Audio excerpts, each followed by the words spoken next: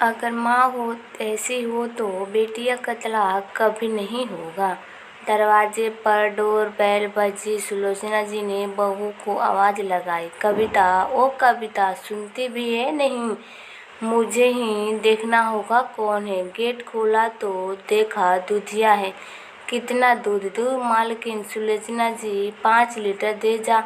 आज मेरे लाला का जन्मदिन, तू भी आ जाना खाने पर रात को। सास बहू से, ओरी बहू, बेहोशी की दवा बाबा तो नहीं खाली? सुन रही है, मैं पड़ोस में जा रही हूँ राहुल के जन्मदिन का न्योता देने। गैस पर दूध रखा है, जरा देख लेना, सो मत जाना। हमेशा की तरह बहू का होना न होना बराबर है, किसी काम की नहीं है। सास बड़बड़ाती हुई पड़ोस के घर चली गई। कविता कमरे से उठकर आई।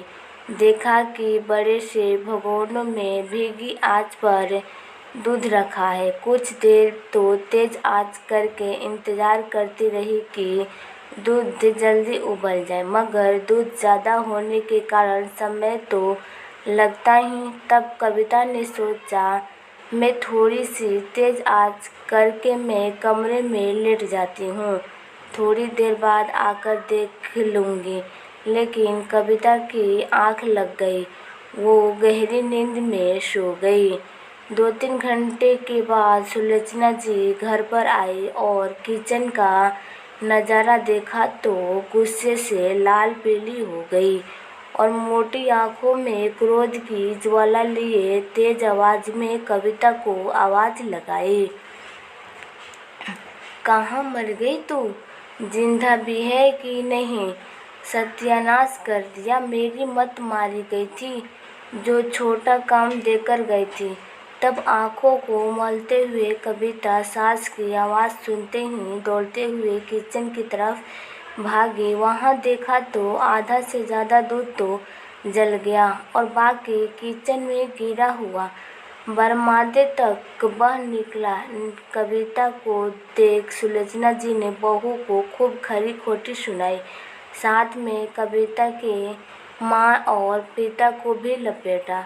इतने में मनोज भी घर आ गए, कविता के पति। उन्होंने भी किचन और बरामदे का नज़ारा देख समझ गया ये कविता की करामत है।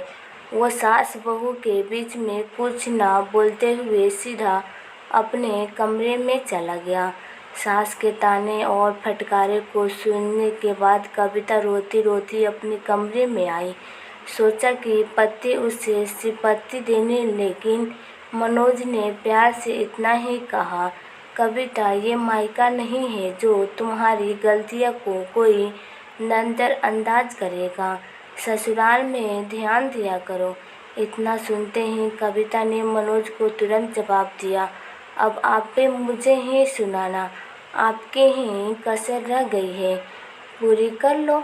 और फ़ोन उठाया, लगा दिया कॉल अपने मायके मम्मी के पास फ़ोन की। एक ही रिंग गई। मम्मी तुरंत फ़ोन उठाया और बोली, हाँ बेटी, कैसी हो? कविता ने माँ को हाल चाल लिया और न दिया, बस फूट फूट कर रोने लगी। कविता की माँ, बेटी क्या बात है, क्या रो रही है? मेरा दिल बैठा जा रहा है, क्या बात है? रोती ही जाएगी या बताएगी भी? तब रोते रोते कविता ने मम्मी को सारी बात बताई और बोला, मम्मी, मुझे यहाँ नहीं रहना, मुझे तलाक चाहिए। सास हमेशा मेरे मायकों को लेकर ताने मारती है, छोटी छोटी गलती पर मुझे सुनाती रखती है, आपको और पापा को बुरा भला बोलती है। मम्मी पापा को बोलो मुझे लेने आए, मैं अब यहाँ नहीं रहूँगी।